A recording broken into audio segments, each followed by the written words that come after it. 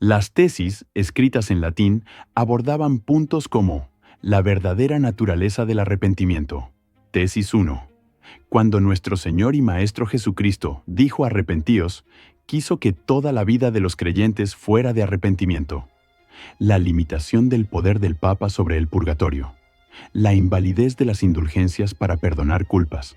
Solo Dios puede perdonar. Y la necesidad de no engañar a la gente haciéndoles creer que mediante un pago su salvación está asegurada. Lutero no negaba la existencia del purgatorio ni la autoridad del Papa en general en ese documento, pero sí denunciaba su mala utilización para lucro. En esencia, llamaba a un debate teológico serio sobre la doctrina de las indulgencias y más profundamente sobre la enseñanza de la Iglesia respecto a la salvación. Lo que Lutero no pudo prever es el impacto explosivo que tendrían sus tesis una vez salieron a la luz. En cuestión de semanas, gracias a la reciente invención de la imprenta de tipos móviles, las 95 tesis fueron traducidas al alemán sin su permiso. Las había escrito en latín para discusión erudita, pero alguien anónimo las vertió al lenguaje del pueblo, y copiadas por los impresores en numerosas ciudades. En poco tiempo, se difundieron por toda Alemania y luego por Europa. La gente común, cansada de algunos abusos de la Iglesia y anhelante de reforma, encontró en las palabras de Lutero un eco a sus sentimientos. Las tesis se convirtieron en tema de conversación en tabernas, mercados y cortes principescas. Muchos clérigos y teólogos simpatizaron con la necesidad de discutir la teología de las indulgencias. Otros, especialmente los dominicos aliados al Papa, se sintieron escandalizados y atacados. Johann Tetzel reaccionó furioso. Compuso sus propias contratesis defendiendo el poder de las indulgencias e incluso llegó a quemar públicamente las tesis de Lutero en acto de desafío. Para fines de 1517 y comienzos de 1518, Martín Lutero, hasta entonces un fraile y profesor relativamente desconocido fuera de Wittenberg, se encontró en el centro de la atención. Sin proponérselo del todo, había tocado un nervio sensible que conectaba con problemas más profundos en la Iglesia de aquel tiempo. La cuestión de las indulgencias resultó ser el catalizador de un movimiento mayor. Lutero comenzó a ser visto por muchos como un reformador valiente que se atrevía a desafiar errores eclesiásticos. Sin embargo, para la alta jerarquía católica, sus acciones representaban un acto de desafío que no podía ignorarse. Los primeros en reaccionar oficialmente fueron los superiores de su propia orden agustina, quienes, asombrados por el revuelo, le pidieron moderación. Lutero escribió explicaciones y sermones para aclarar sus tesis, insistiendo en que no estaba atacando al Papa, sino a la mala comprensión del pueblo. Aún así, las noticias llegaron pronto a Roma, donde creció la preocupación de que un monje alemán estuviera cuestionando la autoridad papal en materia de indulgencias. El escenario estaba preparado para un conflicto mayor entre Lutero y la Iglesia Católica. Conflicto con la Iglesia Católica, 1518-1520. Al multiplicarse la controversia de las 95 tesis, la Santa Sede decidió tomar cartas en el asunto. En abril de 1518, el Papa León X ordenó que Lutero fuera investigado por posibles herejías en sus escritos. Inicialmente, Roma quizás subestimó el asunto, viéndolo como una riña teológica local. Pero la rápida difusión de las ideas de Lutero y el creciente apoyo que encontraba entre algunos príncipes alemanes y humanistas reformistas, como Ulrico de Hutten o Felipe Melanchthon, este último un brillante erudito que se unió a la facultad de Wittenberg en 1518 y se volvería cercano colaborador de Lutero, hicieron evidente que había que actuar con mayor firmeza. El Papa encargó al cardenal Tomás de Bio, Cajetán, un distinguido teólogo dominico, que examinara a Lutero. Cajetán estaba en Alemania presidiendo, en nombre del Papa, la Dieta Imperial, Asamblea Política de Augsburgo de 1518. Se citó a Lutero para que compareciera allí en octubre.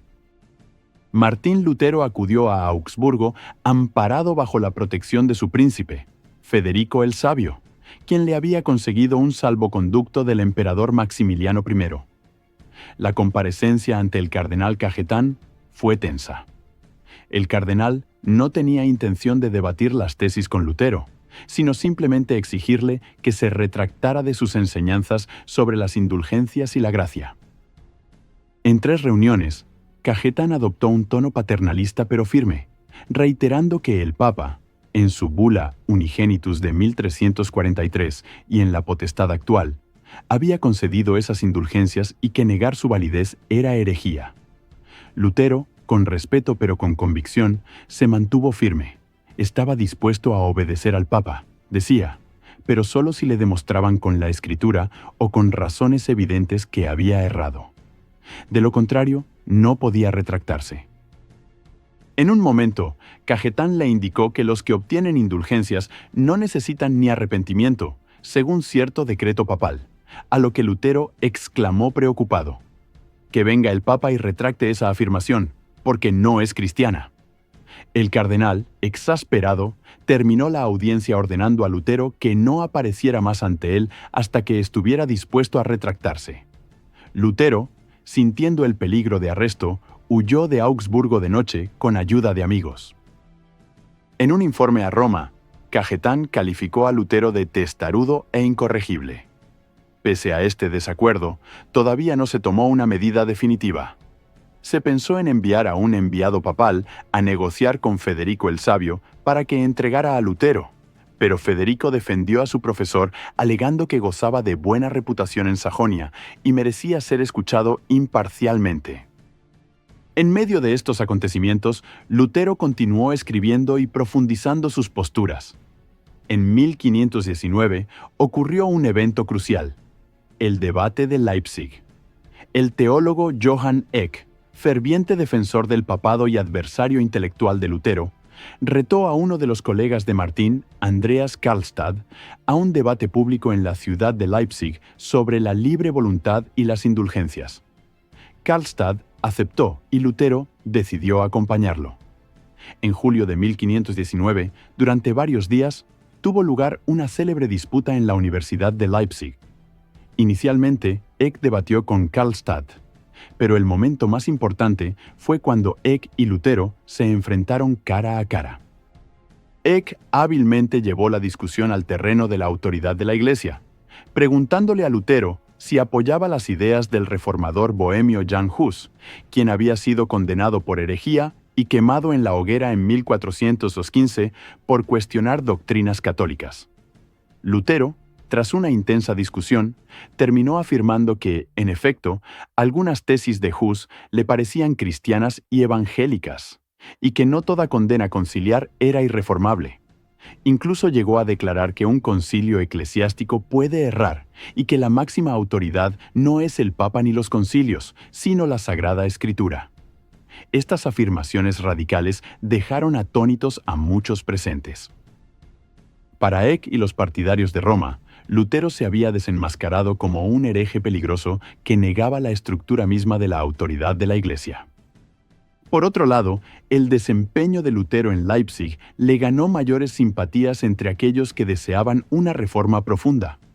Verlo cuestionar la infalibilidad papal era algo inaudito y valiente a los ojos de sus seguidores. Después de Leipzig, la brecha entre Lutero y Roma se ensanchó irreversiblemente. En 1520, Lutero escribió 3 de sus obras más influyentes, a veces llamadas los grandes tratados reformadores. En junio, redactó A la nobleza cristiana de la nación alemana, un texto en alemán dirigido a los príncipes y nobles seglares, instándolos a tomar la iniciativa en reformar la Iglesia y no esperar pasivamente al Papa. En este escrito, Lutero argumentaba que todos los cristianos bautizados son sacerdotes en sentido espiritual, el sacerdocio de todos los creyentes, rompiendo la distinción radical entre clero y laicos, y por tanto, los príncipes tenían derecho y deber de proteger la fe en sus territorios. En octubre, publicó La cautividad babilónica de la Iglesia, esta vez en latín, donde atacaba la teología sacramental católica. Negaba que hubiera 7 sacramentos instituidos por Cristo. Reconoció solo dos claros: bautismo y Eucaristía, y en cierto modo, la penitencia como parte del bautismo. Criticó duramente la misa tal como se celebraba, llamándola cautividad de la Eucaristía, y rechazó la doctrina de la transubstanciación, proponiendo en su lugar una presencia real de Cristo en la Eucaristía por obra de la fe. Luego, sus seguidores hablarían de consubstanciación. Este tratado fue muy polémico porque atacaba el corazón de la práctica religiosa de la época. Finalmente, en noviembre de 1520, Lutero escribió De la libertad del cristiano, un hermoso y más pastoral texto en el que expuso la esencia de la vida cristiana basada en la fe.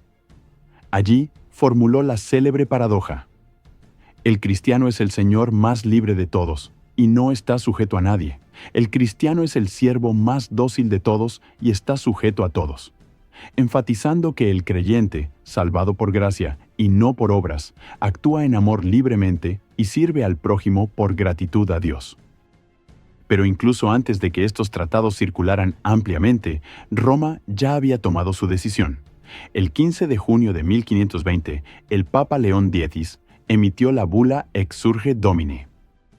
En este documento solemne se condenaban 41 proposiciones extraídas de los escritos de Lutero, incluyendo algunas de las 95 tesis, frases del debate de Leipzig, etc., calificándolas de heréticas o erróneas, y se le daba a Lutero un plazo de 60 días para retractarse públicamente de esos errores bajo pena de excomunión. La bula comenzaba invocando a Dios: «Levántate, oh Señor, y juzga tu causa, porque una jabalí salvaje ha invadido tu viña», comparando metafóricamente a Lutero con un jabalí que destroza la viña de la Iglesia. Cuando la bula llegó a Wittenberg meses después, Lutero no mostró intención alguna de someterse.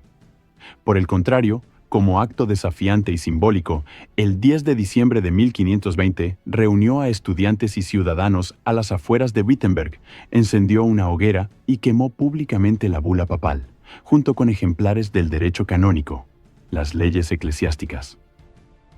Con este gesto dramático, Lutero manifestaba que rompía su obediencia al Papa, a quien empezaba a considerar no representante fiel de Cristo, sino opresor de la verdadera fe. Muchos vieron este evento como el punto de no retorno. La ruptura con Roma se había consumado. Poco después, en respuesta, el 3 de enero de 1521, el Papa León X firmó la bula Decet Romanum Pontificem, por la cual excomulgó formalmente a Martín Lutero de la Iglesia Católica, cortándolo de la comunión de los fieles. La Dieta de Worms, 1521. Mientras Lutero era excomulgado en Roma, la situación política en Alemania cobraba igual importancia. En 1519 había fallecido el emperador Maximiliano I, y tras disputas sucesorias, el joven rey de España Carlos I, nieto de Maximiliano y heredero de la dinastía de los Habsburgo, fue elegido como emperador Carlos V del Sacro Imperio Romano Germánico. Con solo 19 años, Carlos V asumió el trono imperial enfrentando múltiples desafíos, entre ellos la unidad religiosa de sus vastos dominios. La doctrina luterana se estaba extendiendo con rapidez por regiones de Alemania, lo que preocupaba a muchos príncipes fieles a Roma y al mismo emperador, quien, como católico devoto, se sentía obligado a mantener la ortodoxia en sus tierras. Así, Carlos V convocó una dieta imperial en Worms, ciudad a orillas del Rin, en la primavera de 1521, una asamblea general de príncipes, nobles y autoridades eclesiásticas para tratar diversos asuntos del imperio. Entre esos asuntos, de forma destacada, estaba la cuestión Lutero. Lutero fue citado para comparecer ante la dieta bajo garantía de salvoconducto imperial, lo que significaba que se le prometía ir y venir con seguridad a pesar de ser considerado hereje. Muchos recordaban el destino trágico de Jan Hus un siglo antes. Había acudido a un concilio con salvoconducto y fue arrestado y ejecutado, lo que hacía temer que Lutero corriera la misma suerte. Sin embargo, varios príncipes alemanes, incluyendo a Federico el Sabio, presionaron para que se respetara la palabra dada. A Lutero se le pidió presentarse principalmente para que respondiera por sus escritos recientes. No se planeaba un debate teológico extenso, sino una última oportunidad para retractarse. Martín Lutero llegó a Worms en abril de 1521. A lo largo del camino, la expectación popular fue enorme. En distintas ciudades, la gente salía a saludarlo como a un héroe, e incluso algunos nobles locales le mostraron su apoyo.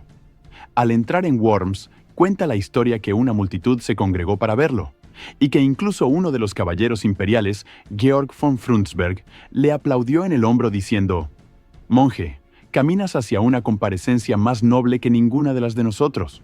Espero que tengas fe en lo que haces, porque está en juego tu cabeza». Estas palabras reflejaban el peligro que entrañaba su atrevimiento. El 17 de abril de 1521, Lutero se presentó ante la Dieta, en un salón repleto de señores seculares y eclesiásticos. En el presidium estaban el joven emperador Carlos V, príncipes electores, duques, condes y delegados de la Iglesia, incluyendo el temido inquisidor Eck, no Johann Eck el teólogo, sino Jerónimo Aleandro, enviado papal. Sobre una mesa habían amontonado varios de los libros y panfletos que Lutero había escrito. Un funcionario le preguntó en voz alta primero si reconocía como suyos aquellos escritos y, segundo, si retractaba sus doctrinas en ellos. Lutero, algo sorprendido de que no se planeara discutir cada punto, respondió con voz baja que los libros le pertenecían, pero en cuanto a retractarse, dijo que el asunto de la fe es serio y que querría responder reflexivamente, por lo que pidió tiempo para pensar. Se le concedió un día adicional. Al día siguiente, 18 de abril de 1521, se volvió a convocar a Lutero ante la Asamblea Imperial. Esta vez, la sala estaba aún más abarrotada. Corría el rumor de que el fraile haría una declaración desafiante.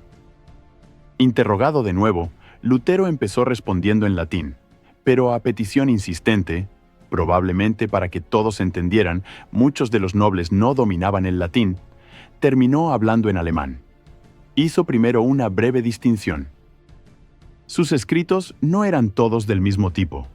Algunos, dijo, trataban de fe y moral cristiana de modo tan sencillo que aún sus enemigos los aprobaban. No podía retractarse de esos. Otros escritos denunciaban abusos y corrupción en la Iglesia. Retractarse de esos sería dar aval a la maldad que había denunciado.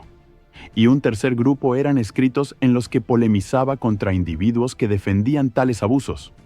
Admitió que en ellos quizá usó palabras más duras de lo necesario, pero tampoco podía negarlos sin renegar de la verdad que enunciaba. En definitiva, la cuestión se reducía a si iba a desdecirse de la enseñanza doctrinal que había venido proclamando. Sabiendo que de ello dependía su destino, Lutero pronunció con firmeza estas palabras que se han vuelto legendarias. Si no se me convence mediante el testimonio de las Escrituras o por razón evidente, ya que no creo ni en el Papa ni en los concilios solos, pues es un hecho que han errado repetidamente y se han contradicho, estoy ligado por los textos bíblicos que he citado y mi conciencia es cautiva de la palabra de Dios. No puedo ni quiero retractarme de nada, porque ir contra la conciencia no es seguro ni saludable. Y según la tradición, añadió en alemán: no puedo hacer otra cosa. Esta es mi postura. Que Dios me ayude. Amén. Lutero ante la Dieta de Worms, 1877. Pintura de Anton von Werner. Martín Lutero, con la mano sobre los escritos, defiende su postura ante el emperador Carlos V y la Asamblea Imperial, negándose a retractarse. Estas palabras marcaron un momento crucial en la historia. Lutero, un monje solitario frente al poder combinado de la Iglesia y el Imperio, había optado por la voz de su conciencia iluminada por la Escritura antes que la obediencia a las autoridades humanas. Un silencio tenso siguió a su declaración. El representante del emperador exclamó irritado: «No te justificas, sino que te vuelves hereje obstinado». La sesión se levantó con conmoción general. En los días siguientes, hubo intentos de algunas personas de buena voluntad de negociar alguna fórmula de compromiso, pero Lutero no mostró intención de retractación. Carlos V, por su parte, estaba decidido. Como católico y como emperador, que debía mantener la unidad de la fe en sus dominios, consideró inaceptable la postura de Lutero. Pocos días después, el emperador emitió un enérgico edicto condenando a Lutero. En un discurso declaraba: un solo fraile, engañado por su propia interpretación, se opone a la fe que durante 1000 años ha sido abrazada por la cristiandad. Por tanto, estoy decidido a sacrificar mis reinos, mis tesoros, mis amigos, mi cuerpo, mi sangre, mi vida y mi alma, antes que tolerar esa herejía. Finalmente, el 26 de mayo de 1521 se promulgó el Edicto de Worms, que declaraba a Lutero proscripto del imperio. Esto significaba que, una vez expirado el salvoconducto, cualquiera podría capturar a Lutero y entregarlo a las autoridades, y que sus libros debían ser quemados. Lutero se había convertido no solo en un excomulgado religioso, sino en un fuera de la ley civil en todo el imperio. Al salir de Worms bajo la garantía temporal del salvoconducto imperial, Lutero sabía que su vida corría grave peligro. Emprendió el viaje de regreso a Sajonia. Fue entonces cuando ocurrió un suceso dramático: el secuestro en el bosque de Thüringer. De camino a Wittenberg, un grupo de jinetes armados interceptó la carreta de Lutero en medio de un bosque y, simulando un asalto, lo capturaron. Sin embargo, este rapto había sido orquestado en secreto por su protector, el elector Federico el Sabio. Federico, no dispuesto a entregar a su célebre profesor ni a ponerlo en riesgo, organizó que sus hombres fingieran apresarlo para luego esconderlo en un lugar seguro. Así fue como Martín Lutero desapareció de la vida pública, dejando a amigos y enemigos sin saber de su paradero por un tiempo. El escondite preparado fue el castillo de Wartburg, una fortaleza solitaria ubicada en lo alto de una colina cerca de Eisenach. Allí, Lutero llegó en mayo de 1521 y se hizo pasar por un caballero llamado Junker Georg, el caballero Jorge. Se dejó crecer la barba, vistió ropas de seglar noble y llevó una vida recluida bajo la protección de Dios y de Federico. Mientras fuera del castillo, arreciaba la tormenta que él mismo había desencadenado. Excomunión y traducción de la Biblia en Wartburg, 1521-1522. Instalado en el castillo de Wartburg, Martín Lutero pasaría alrededor de 10 meses en un exilio forzoso pero providencial, desde mayo de 1521 hasta marzo de 1522. Aislado de sus labores habituales de predicación y enseñanza y con la constante preocupación por los acontecimientos en Wittenberg y en el imperio, Lutero, sin embargo, aprovechó ese tiempo de manera extraordinariamente productiva. A sus 37 años, decidió emprender una tarea que resultaría fundamental en su legado: la traducción del Nuevo Testamento al idioma alemán. Armado con los textos originales en griego, concretamente, utilizó la reciente edición crítica del Nuevo Testamento en griego publicada por Erasmo de Rotterdam en 1516, y confiando en su profundo conocimiento del latín y del griego bíblico, Lutero se propuso hacer la palabra de Dios accesible al pueblo de habla alemana en un lenguaje claro y poderoso. En un febril lapso de más o menos 11 semanas durante el otoño e invierno de 1521, Lutero tradujo todo el Nuevo Testamento. Trabajaba día y noche en su modesta habitación del castillo, rodeado de libros y diccionarios. Relató después que a veces el diablo le asediaba con dudas y tentaciones durante su aislamiento. Es famosa la anécdota de que en una ocasión arrojó su tintero contra la pared creyendo espantar al maligno, dejando una mancha de tinta, que se exhibió por mucho tiempo a los visitantes del castillo como curiosidad. Superando tanto sus temores espirituales como las dificultades lingüísticas, hacia diciembre de 1521, Lutero había completado el manuscrito de la traducción del Nuevo Testamento. Envió los papeles a Wittenberg, donde sus colegas los revisaron. En septiembre de 1522 se publicó la primera edición impresa, conocida como el Testamento de Septiembre. Este Nuevo Testamento en alemán tuvo un éxito inmediato. Se agotaron los 3000 ejemplares iniciales en unas semanas, y pronto se hicieron reimpresiones. La gente común, por primera vez, podía leer o escuchar en su propio idioma los evangelios y las epístolas completas, entendiendo directamente el mensaje cristiano. La traducción de Lutero destacaba por su fidelidad al texto original y por su lenguaje vívido y llano. Lutero traducía no de manera literalista, sino buscando la forma en que el pueblo habla en la calle, para que el texto sonara natural y claro. Su genialidad lingüística fue tal que esta Biblia luterana se convirtió en piedra fundacional del alemán moderno, unificando dialectos y enriqueciendo la cultura alemana con giros y expresiones que perduran hasta hoy. Durante su estancia en Wartburg, Lutero también escribió otras obras. Continuó polemizando mediante cartas y tratados menores, por ejemplo, contra el espíritu apocalíptico de ciertos agitadores religiosos. De hecho, mientras él estaba oculto, la situación en Wittenberg empezó a radicalizarse en su ausencia. Algunos de sus compañeros reformadores, como Andreas Karlstadt, sintieron la urgencia de acelerar los cambios religiosos. En Wittenberg comenzaron a implementarse reformas visibles, sacerdotes celebrando la misa en alemán, algunos monjes abandonando sus hábitos, incluso brotes iconoclastas, destrucción de imágenes sagradas por parte de estudiantes entusiasmados. Un predicador carismático, Thomas Müntzer, pasó por la ciudad difundiendo ideas más revolucionarias socialmente. Además, un grupo de profetas laicos de Zwickau anunciaba visiones y cambios drásticos. La falta de la moderación y liderazgo de Lutero llevó a que en pocos meses la reforma en Wittenberg corriera el riesgo de salirse de control, con disturbios y confusión entre los fieles. Al enterarse de estas noticias, Lutero sintió que debía regresar, pese a que seguía siendo proscrito imperial. Hacia finales del invierno de 1522, con la protección taciturna de Federico el Sabio, quien entendió que solo Lutero podía aplacar los ánimos, Martín salió de su escondite. En marzo de 1522, regresó sorpresivamente a Wittenberg. Su vuelta alegró a los ciudadanos que le tenían gran estima. Inmediatamente, del 9 al 16 de marzo de 1522, Lutero predicó una serie de sermones conocidos como los Sermones del Invocavit, llamados así porque comenzaron el primer domingo de Cuaresma, llamado Invocavit en el calendario litúrgico. En estos sermones, Lutero reprendió con amor y firmeza los excesos cometidos en su ausencia.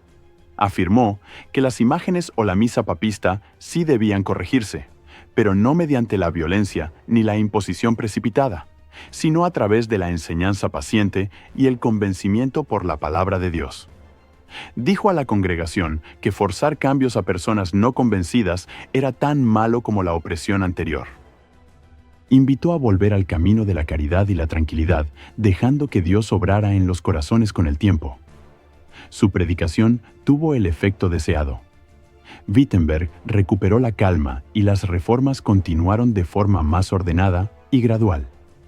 Lutero asumió así el papel de pastor y guía de la incipiente iglesia reformada en Sajonia. Aunque seguía oficialmente proscrito, la protección de Federico el Sabio y la simpatía de muchos príncipes alemanes le permitieron a Lutero permanecer libre en Wittenberg. Carlos V, enfrascado en múltiples frentes políticos, guerras contra Francia y el avance del Imperio Otomano, no pudo dedicar esfuerzos a perseguir a Lutero en esos años, y el edicto de Worms fue relativamente ineficaz en territorios cuyos gobernantes apoyaban o toleraban las ideas reformistas. En los años siguientes, Lutero continuó la labor de traducción bíblica. Junto con un equipo de colaboradores, como Melanchthon y otros expertos en hebreo, tradujo gradualmente el Antiguo Testamento al alemán, porciones que se fueron publicando a medida que estaban listas. Para 1534, completó y publicó la Biblia completa en alemán, un hito enorme. Esta primera Biblia protestante completa constaba del texto íntegro desde el Génesis hasta el Apocalipsis, incluyendo los libros deuterocanónicos, que Lutero ubicó aparte, llamándolos apócrifos, por no considerarlos al mismo nivel que los demás. La Biblia de Lutero se divulgó ampliamente y consolidó el uso de las escrituras en la lengua vernácula entre los protestantes. Muchas familias alemanas adquirieron ejemplares y se leía en los hogares y en los oficios religiosos. Lutero revisó y afinó su traducción con el tiempo. La última revisión en vida fue en 1545. Su trabajo traductor no solo fue teológico, sino cultural. Fijó expresiones idiomáticas, enriqueció el vocabulario alemán e inspiró a traductores en otras regiones a hacer lo propio con sus idiomas. Por ejemplo, William Tyndale al inglés. La palabra de Dios se puso al alcance de todos, cumpliendo uno de los anhelos más profundos de Lutero de que cada creyente pudiera acudir a la Escritura directamente.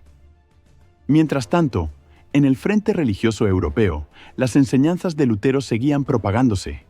En 1522 y 1523 escribió tratados sentando bases para una nueva organización eclesiástica, enfatizando la predicación, el canto congregacional y la simplificación de ritos. A pesar de la excomunión, en la práctica Lutero ya encabezaba una iglesia separada en Sajonia. No obstante, aún quedaban muchas etapas por vivir en su biografía. Su vida personal daría un giro con el matrimonio, su producción teológica continuaría, y la reforma misma se expandiría más allá de lo que él podía imaginar, no sin conflictos y desafíos. Matrimonio y vida familiar. Una de las transformaciones más sorprendentes en la vida de Martín Lutero, para quienes lo habían conocido como monje celoso, fue su decisión de casarse. En la doctrina católica medieval, los clérigos y monjes hacían votos de celibato de por vida. Pero Lutero, al romper con Roma, también reconsideró la validez bíblica de la obligación del celibato eclesiástico. Él llegó a defender que el matrimonio era una institución divina buena para todos, incluso para quienes servían como ministros religiosos, y que el celibato obligatorio a menudo llevaba a inmoralidades ocultas. Sin embargo, inicialmente Lutero no pensaba en matrimonio para sí mismo. Se consideraba a menudo casado con su labor teológica y además, a sus 40 años, tras vivir tanto tiempo como fraile, tal paso no estaba en sus planes. Todo cambió con la aparición de Catalina de Bora en su vida. Catalina, Catarina von Bora, conocida en español también como Catalina de Bora, era una exmonja cisterciense. En 1523, un grupo de 12 monjas del convento de Marienthron, en Nimpschen, cerca de Leipzig, logró huir de su encierro religioso, inspiradas por las ideas reformadoras de Lutero.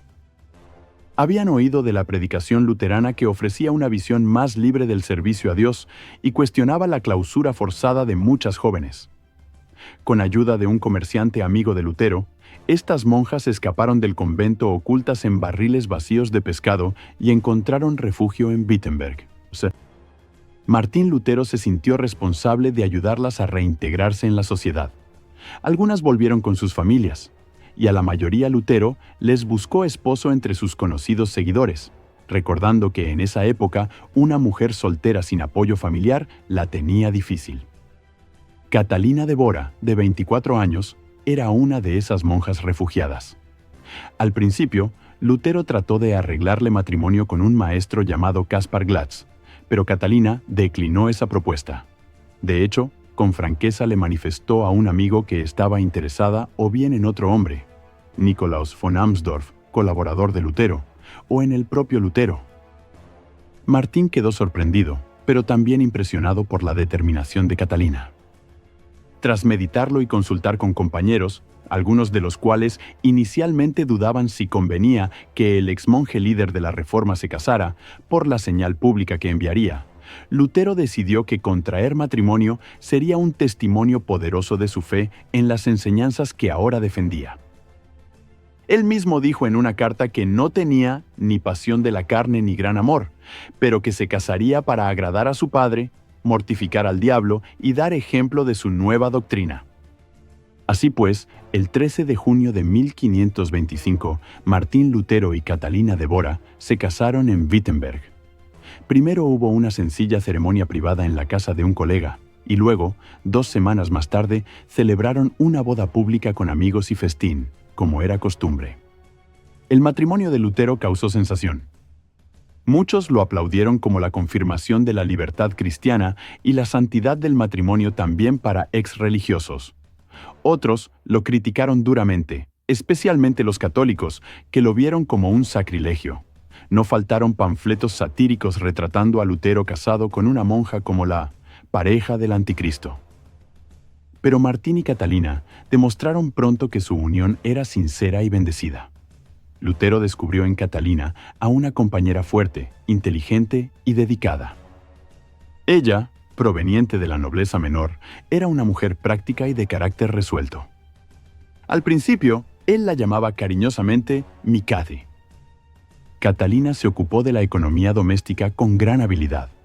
La pareja recibió como vivienda el antiguo convento agustino, llamado el Claustro Negro, un enorme edificio que Federico el Sabio donó a Lutero. Catalina convirtió ese frío y vasto lugar en un verdadero hogar. Administró el huerto, el corral con animales e incluso un pequeño negocio cervecero casero, pues elaboraba cerveza para consumo doméstico, la bebida cotidiana entonces, y para vender.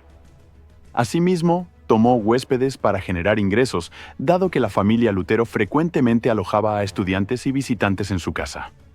Lutero solía bromear diciendo que su señora Kate era como el capitán del barco en las cuestiones del hogar y las finanzas, liberándolo a él para concentrarse en estudiar, enseñar y escribir.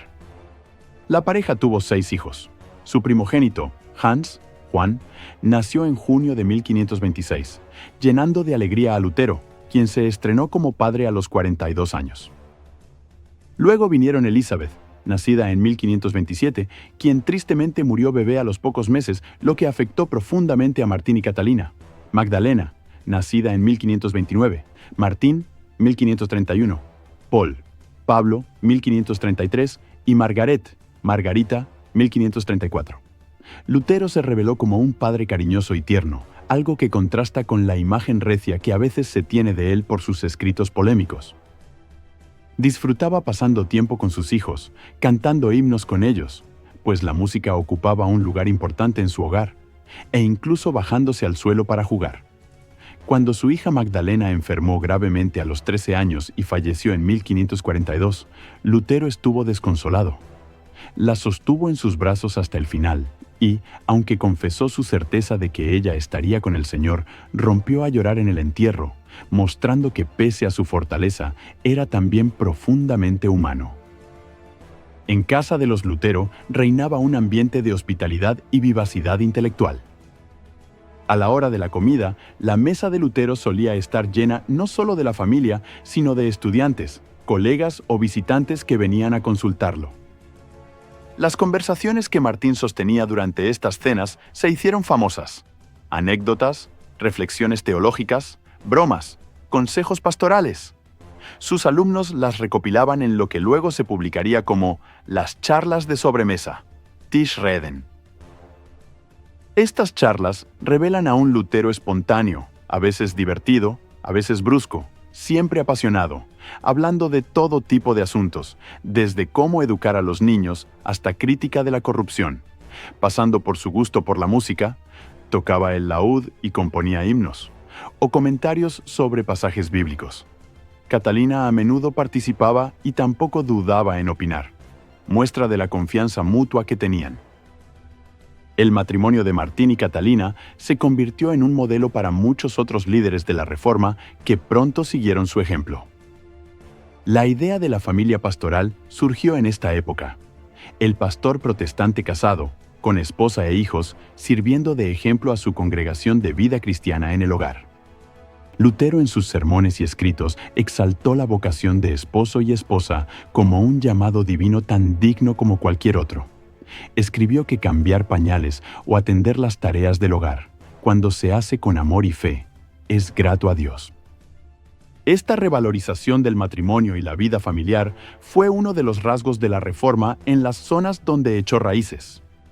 En resumen, la vida familiar trajo a Lutero equilibrio y alegría en medio de las agitaciones externas. En cartas Lutero llegó a decir que, tras la palabra de Dios, el regalo más grande y noble es una esposa piadosa. Catalina resultó ser no solo su compañera doméstica, sino su apoyo emocional. En momentos de depresión o enfermedad de Martín, quien sufría a veces de enfermedades físicas y temporadas de decaimiento anímico, Catalina lo cuidaba con esmero y le recordaba las promesas de Dios. El mismo Lutero reconocía cuánto le debía. La llamaba mi señor Cate, en broma, para indicar su respeto. Gracias a ese remanso hogareño, Lutero pudo seguir adelante con sus numerosas responsabilidades en la Reforma. Labor teológica y obra pastoral. Tras su retorno a Wittenberg en 1522, Martín Lutero asumió plenamente su doble papel de teólogo reformador y pastor de la nueva iglesia evangélica que iba surgiendo. En los siguientes años, su pluma y su voz no descansarían. Desde el púlpito de la iglesia de la ciudad de Wittenberg, Lutero predicaba frecuentemente, enseñando a los fieles los fundamentos del Evangelio redescubierto: la centralidad de Cristo, la salvación por la fe, la gracia inmerecida, la importancia de la caridad. Se conservan centenares de sus sermones, en los que se aprecia su estilo claro, bíblico y a la vez cálido, cercano a la gente común. Por otro lado, como profesor en la universidad, siguió impartiendo lecciones sobre libros de la Biblia, formando a jóvenes pastores y teólogos que difundirían la Reforma por otros lugares. Su casa, como vimos, era un hervidero intelectual y espiritual. En cuanto a su labor teológica escrita, Lutero continuó produciendo obras fundamentales para consolidar la Reforma. En 1524, compuso numerosos himnos congregacionales al darse cuenta de que la música era una herramienta poderosa para enseñar doctrina y grabarla en el corazón.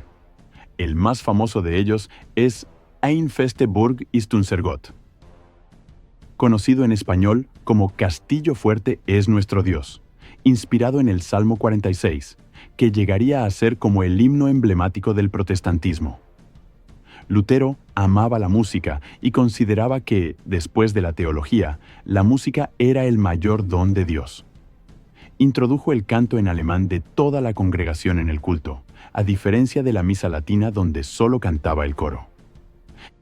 En 1525, en medio de grandes acontecimientos políticos, como veremos, estalló la Guerra de los Campesinos ese año. Lutero encontró tiempo para escribir uno de sus tratados más importantes desde el punto de vista doctrinal. De servo arbitrio, la esclavitud de la voluntad, fue una respuesta al erudito humanista Erasmo de Róterdam, quien había publicado De libero arbitrio, del libre albedrío, criticando a Lutero en la cuestión de la gracia y la libertad humana. En De servo arbitrio, Lutero argumenta que el ser humano, debido al pecado original, ha perdido la libertad espiritual para buscar a Dios por sí mismo. La salvación es enteramente obra de la gracia divina que cambia el corazón, aunque el hombre conserva libertad en asuntos terrenos. Este escrito, muy teológico, subraya la posición de Lutero sobre la total dependencia de la gracia, en continuidad con su experiencia de justificación por la fe. Como pastor y organizador, Lutero también debió encargarse de estructurar la vida de la Iglesia reformada. Con el respaldo del príncipe elector Juan de Sajonia, hermano y sucesor de Federico el Sabio, quien murió en 1525, se hicieron visitas eclesiásticas a parroquias rurales para evaluar cómo implantar la reforma. Lutero quedó alarmado de la ignorancia religiosa de mucha gente, que apenas conocía las oraciones básicas. Para remediar esto, en 1529 escribió sus catecismos, el Catecismo Menor y el Catecismo Mayor. El Catecismo Menor, en particular, es una obra maestra de pedagogía cristiana. En preguntas y respuestas sencillas, expone los 10 mandamientos, el credo de los apóstoles, el Padre Nuestro y la enseñanza sobre los 2 sacramentos, bautismo y Santa Cena, junto con oraciones cotidianas. Estaba destinado a los padres de familia y pastores para instruir a los niños y a los simples. Lutero creía firmemente que cada padre era el sacerdote de su hogar y debía enseñar la fe a sus hijos, y brindó esta pequeña doctrina como guía.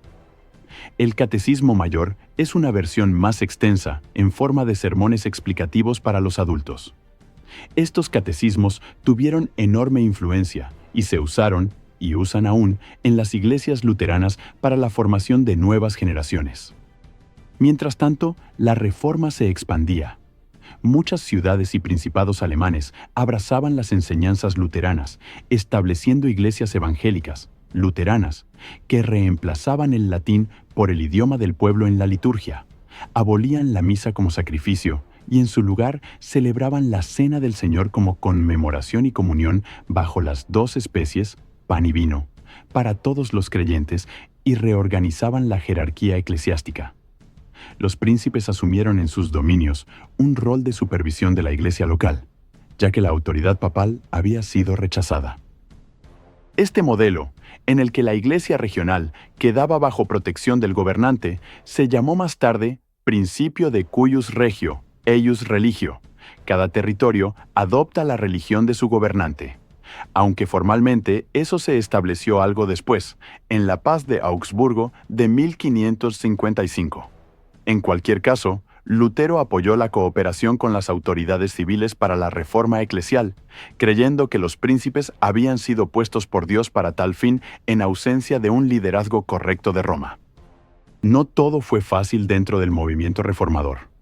Lutero se vio envuelto en disputas con otros líderes reformistas que divergían en puntos teológicos. Un famoso conflicto fue con el reformador suizo Ulrico Zwinglio. Ambos compartían la mayoría de principios: sola escritura, justificación por fe, rechazo del papado, pero diferían fuertemente sobre la Eucaristía. Zwinglio interpretaba el «esto es mi cuerpo» de la última cena de forma simbólica.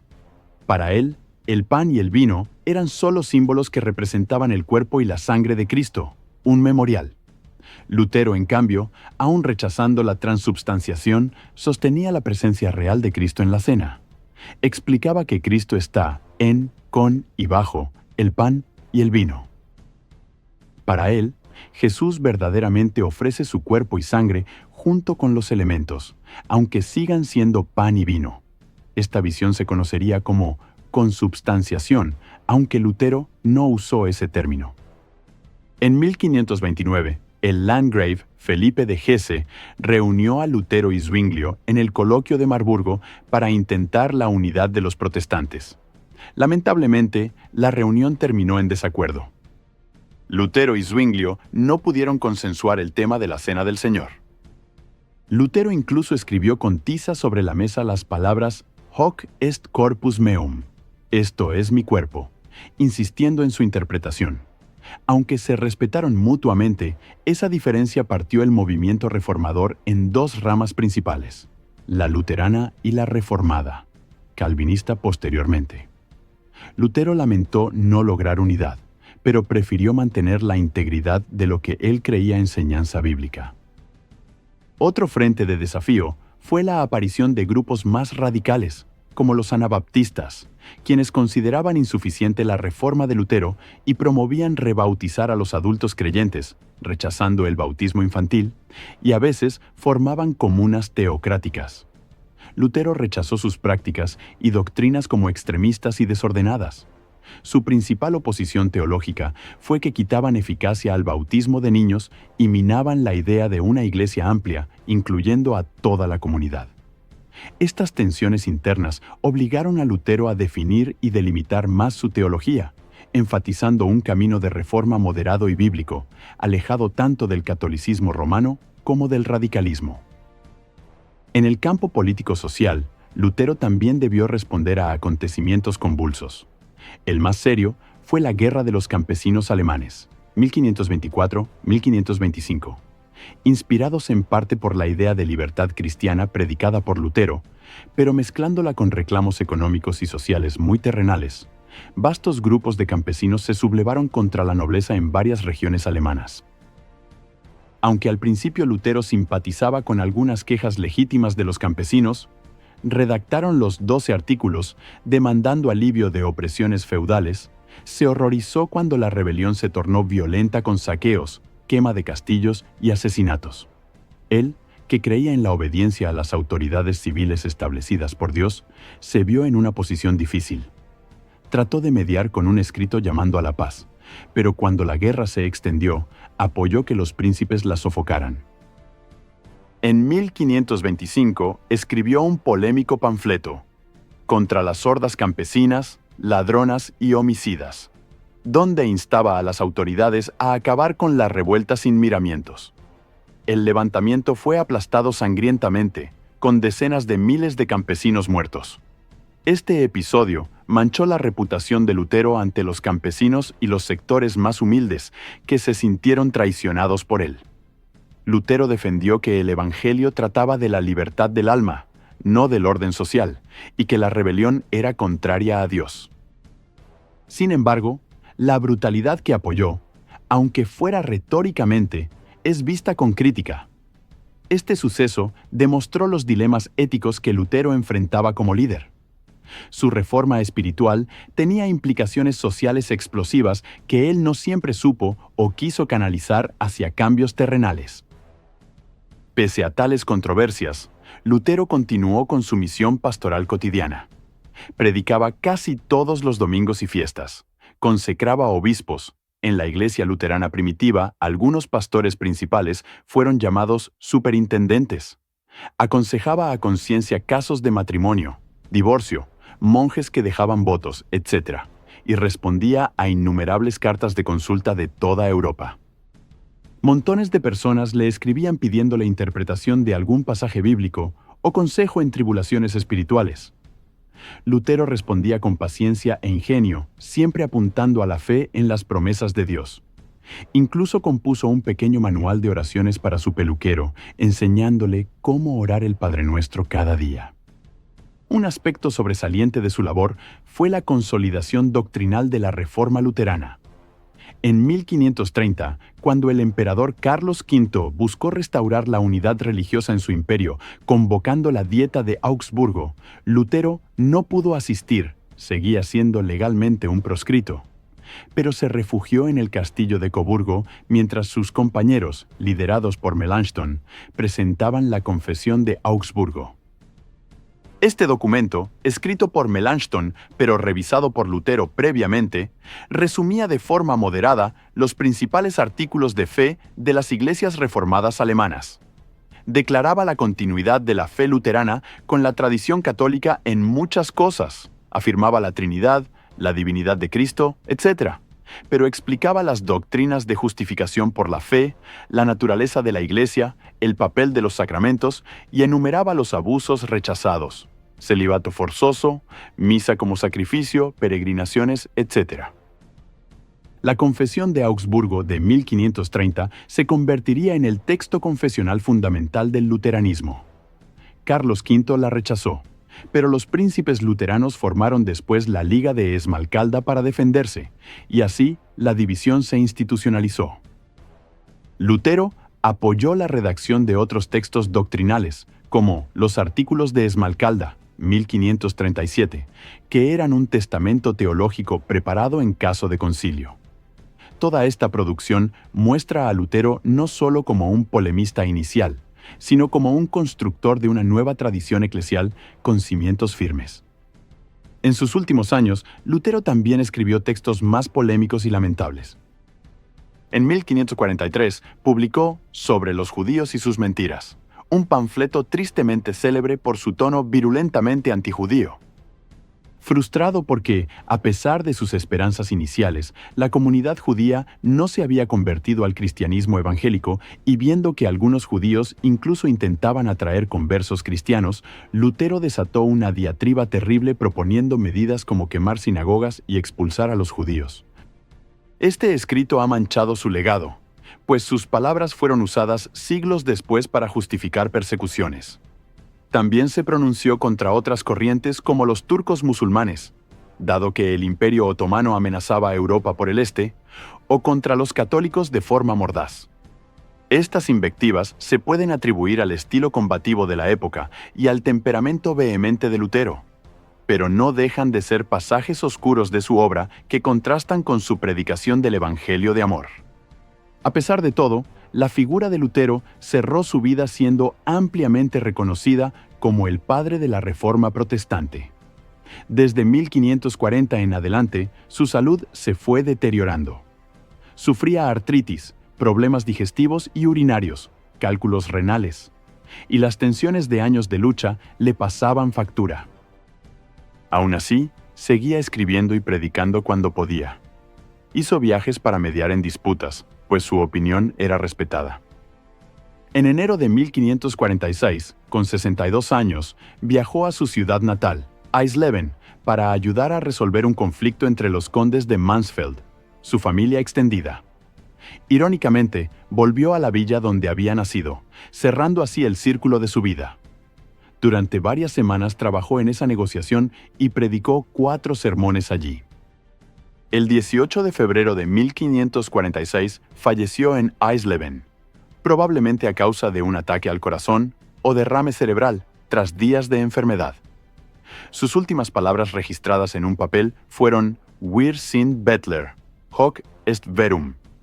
En alemán y latín, somos mendigos, esta es la verdad, reflejando su convicción de que dependemos enteramente de la gracia de Dios.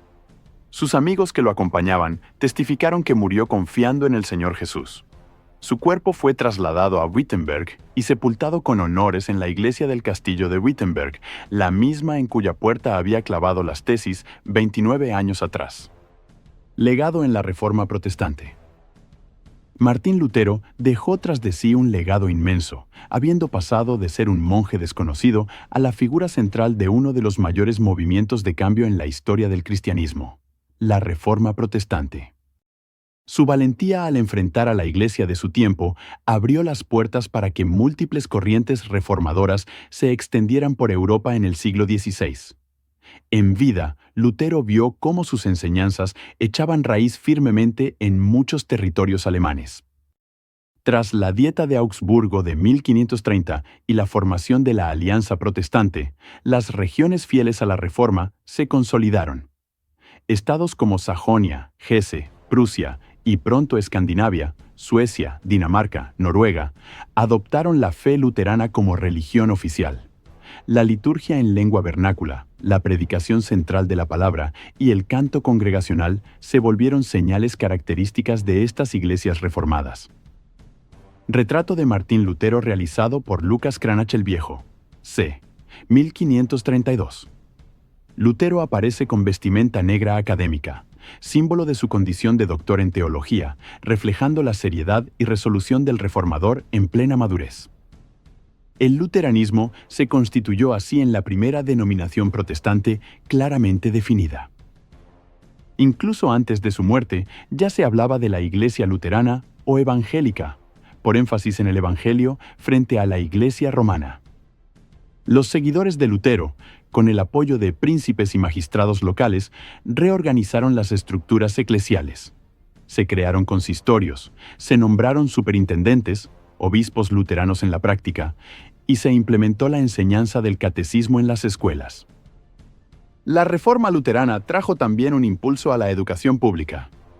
Lutero abogó por la fundación de escuelas para niños y niñas, sostenidas por las ciudades o príncipes, para que todos pudieran leer la Biblia.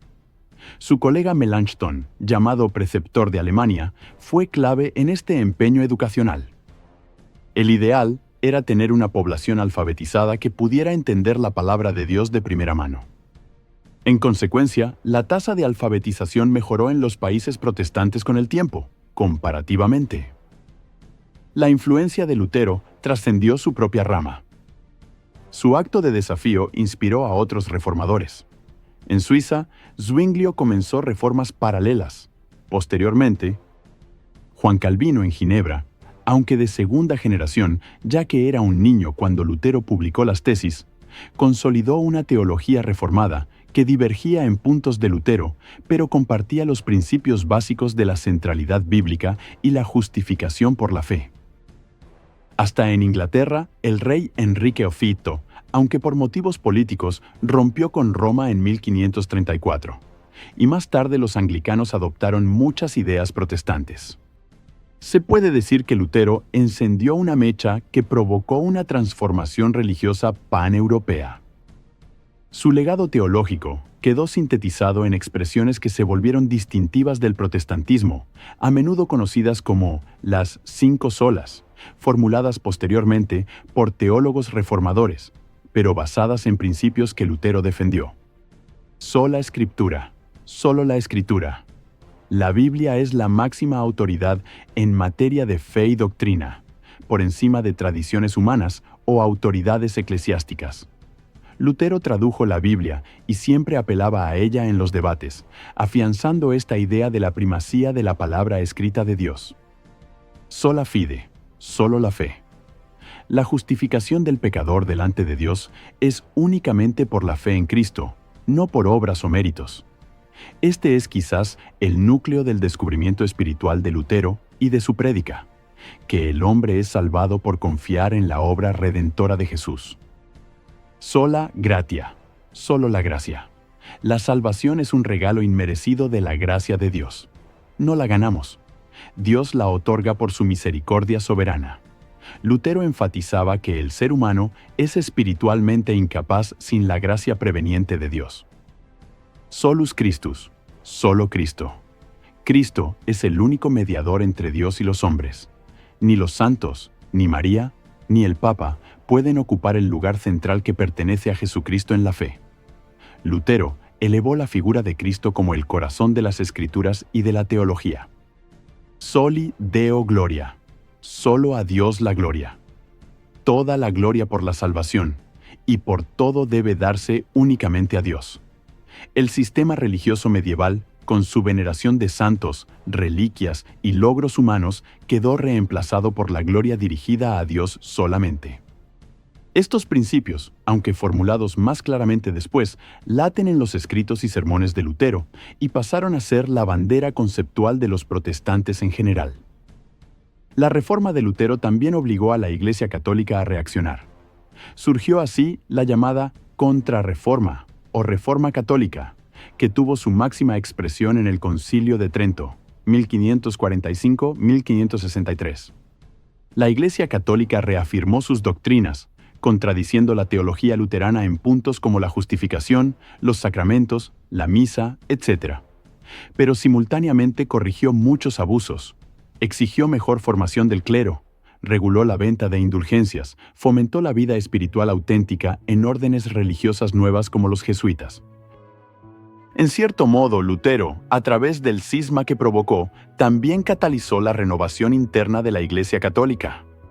Sin embargo, la Contrarreforma significó que la cristiandad occidental quedó dividida en varias confesiones irreconciliables durante siglos. Las tensiones religiosas desembocaron en conflictos armados cruentos, como la Guerra de los 30 Años, 1618-1648, que devastó Europa Central. No fue sino hasta mucho después que se alcanzó cierta tolerancia religiosa. Es innegable que Lutero cambió el curso de la historia europea. Sus escritos completos, en alemán y latín, llenan docenas de volúmenes, testimonio de su asombrosa productividad. Fundó, sin pretenderlo al inicio, una tradición cristiana que hoy siguen decenas de millones de fieles en el mundo, la Iglesia Luterana y derivadas. Contribuyó al desarrollo de las lenguas nacionales al potenciar su uso en ámbitos religiosos y culturales.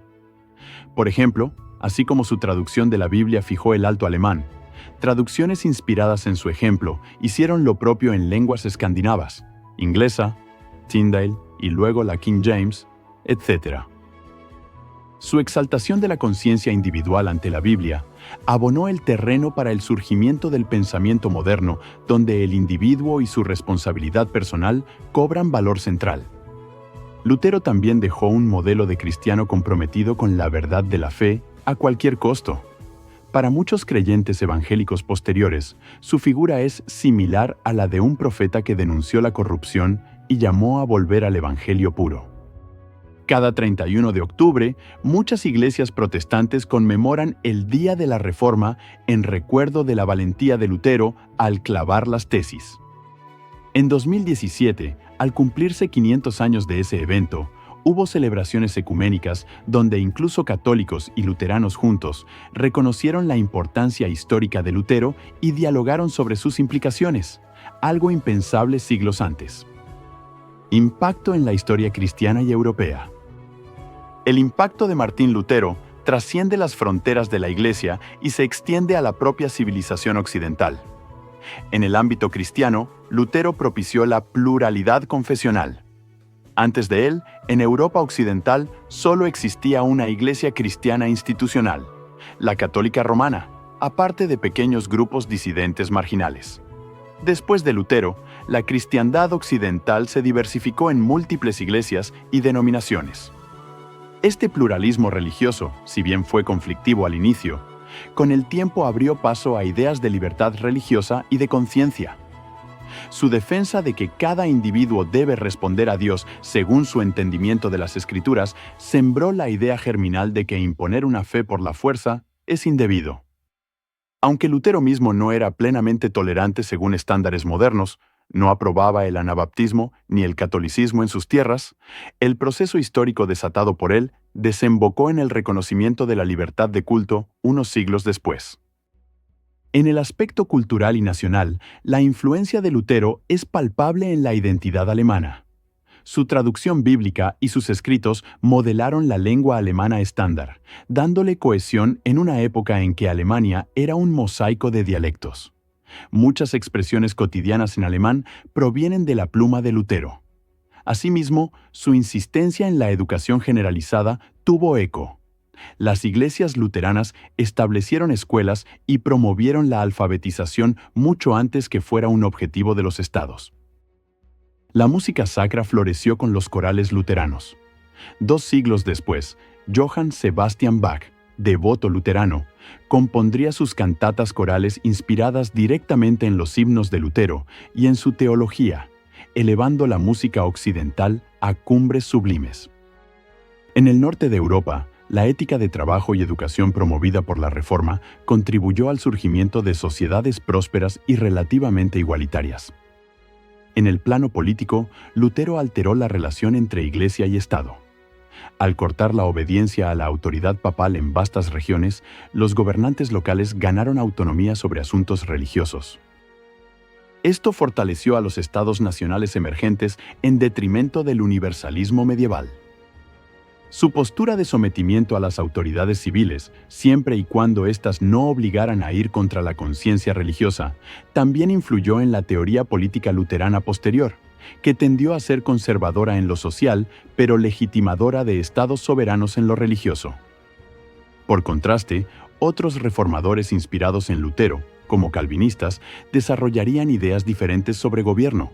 Pero sin duda, Lutero inauguró el debate sobre el rol del poder secular en materia de fe. Quizás uno de los aportes más perdurables de Lutero a la historia de la fe es el reencuentro de los cristianos con la Biblia.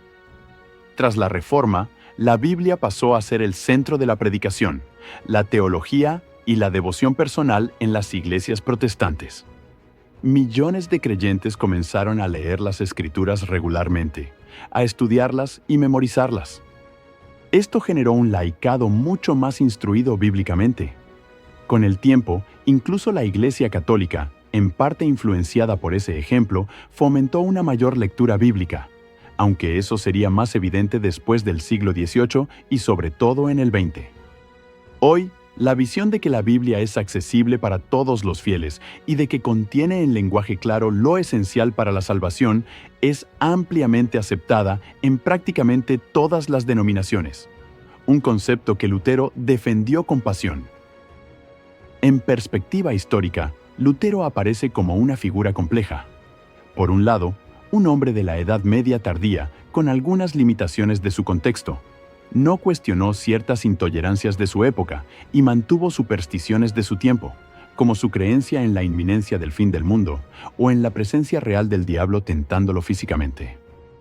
Por otro lado, es un hombre del Renacimiento adelantado, que utilizó la reciente imprenta como hoy se usarían las redes sociales, divulgando ideas de manera masiva, y que apeló al individuo común como juez último, iluminado por Dios, de la verdad que recibía. Su historia personal de búsqueda de un Dios misericordioso toca fibras espirituales universales. ¿Cómo encuentro un Dios gracioso? Lutero halló la respuesta en el Evangelio Paulino. Dios mismo nos justifica por medio de Cristo. Ese mensaje, predicado con vigor, trajo renovación a la fe de innumerables personas en el siglo XVI y en adelante. Para la Europa de su tiempo, Lutero significó una sacudida no solo religiosa, sino social. Empoderó a la gente sencilla al decirles que podían orar directamente a Dios, que su fe valía tanto como la del sacerdote, que podían cantar alabanzas en su idioma, que su vocación cotidiana, campesino, madre de familia, artesano, era tan valiosa ante Dios como la vida monástica. Esto dignificó al individuo y la vida secular de manera inédita. A la vez, la contrapartida fue la ruptura de la unidad eclesial. Europa se dividió en países mayoritariamente católicos y protestantes, con identidades a veces enfrentadas, lo cual ha tenido consecuencias hasta en conflictos recientes. Sin embargo, con el tiempo, esa diversidad también aportó a la riqueza del cristianismo global. El protestantismo se ramificó en muchas denominaciones: luteranos, reformados, anglicanos, bautistas, metodistas, etc., cada una aportando distintas perspectivas. Hoy, se tiende a un diálogo ecuménico, reconociendo aspectos de verdad y reformabilidad en ambas tradiciones, la católica y la protestante, algo que en su época Lutero anheló, que la Iglesia se reformara, pero que terminó en cisma. En conclusión, la vida de Martín Lutero, narrada aquí en forma cronológica y detallada, muestra a un hombre apasionado por la verdad de Dios, con grandes virtudes y también con rasgos humanos imperfectos, a quien la providencia colocó en un momento clave de la historia. Su legado en la Reforma protestante es inmenso. Volvió la mirada de la fe hacia Cristo y la Escritura, liberó conciencias de cargas religiosas opresivas y encendió una renovación espiritual cuyo eco llega hasta nuestros días. Para el público cristiano contemporáneo interesado en la historia de la fe, Lutero representa un testigo de cómo Dios puede usar a una persona común, un fraile angustiado que halló paz en el Evangelio, para traer luz a su iglesia. Su impacto en la historia europea es igualmente profundo: lingüístico, cultural, político y social. 5 siglos después, Martín Lutero sigue siendo recordado no solo como un reformador religioso, sino como un agente de transformación que, con una martillada en la puerta de una iglesia, cambió el curso de la historia. La iglesia cristiana, la teología y la sociedad occidental llevan indeleblemente la huella de aquel monje de Wittenberg que se atrevió a proclamar que el justo por la fe vivirá.